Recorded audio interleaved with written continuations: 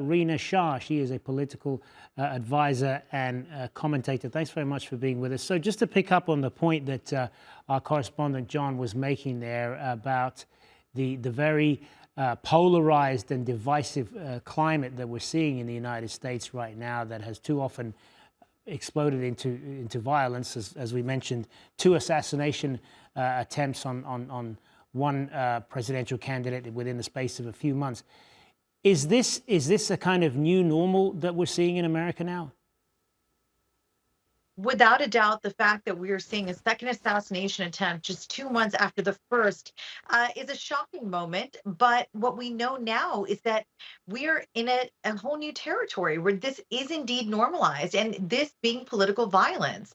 What we've seen now, though, that is in common with previous incidents of mass shootings in the United States, as well as just in general, whether they be in schools, churches, movie theaters, and now directed at elected officials, one thing is in common. It is a lone wolf, an individual actor with a gun, and always, it seems, with a rifle. So the lone wolf with the lone gun, this is a territory which we are not unfamiliar with. But the fact that it is aimed at, again, people who seek to lead us tells us that we have a great challenge on our hands. And this is a moment that we've been marching towards for months, if not years on end. Do you fear that this will only get worse, particularly if the political rhetoric doesn't cool off at some point? Elected leaders have been asking for the rhetoric to be dialed down for some time now, and also in the aftermath of these attempts. And this one, I should note, was unsuccessful and was not a failure by the U.S. Secret Service, something that the first one unfortunately was. What we know now, though, is that it always seems to be the same response from those sitting in power. And they always seem to offer thoughts and prayers. They always say that we cannot let violence be normalized in America. Well, it is. And we used to have a 1994 assault weapons ban that was not renewed.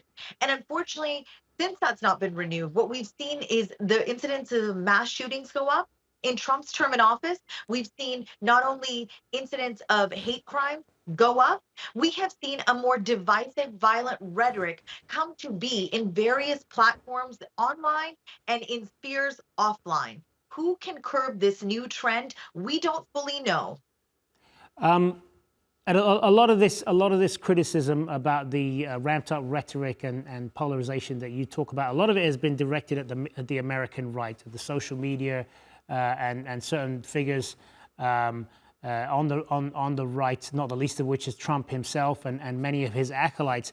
But do you think that the left bears some responsibility for this as well, when they talk about democracy being on the ballot in November? Because when you talk to a lot of conservatives, they will say that is also inflammatory. Well, I have got to be honest with you. I find it rather shocking that there would be anybody that draws a parallel between the phrase democracy is on the ballot and the phrase that Donald J. Trump, the former president, the immediate former president of the country, used when he was campaigning for the first time for the White House. And that phrase was, I could stand in the middle of Fifth Avenue and shoot someone and I'd still have support. Of course, I'm paraphrasing a bit here, but the first part, that I could stand in the middle of Fifth Avenue and shoot, those words I have correct. And those words, frankly, should tell you everything about this moment. If he's willing to say that he could stand in the middle in public and shoot someone else, why is he so surprised that other people are trying to shoot him? Let's just use some logic here. This is a moment in which we have to see the former president for who he is. Like him or not, whether you voted for him or not, you have to admit that he's someone that frequently starts a fire. And seemingly, he feigns in no responsibility for having started said fires. And so every time he cries victim, we have to wonder a bit more. Is he really the victim? This is a little bit of the situation of the boy who cried wolf here. And I have to be honest with you, this incendiary language, this violent political rhetoric, we can draw a direct line to Trump's words.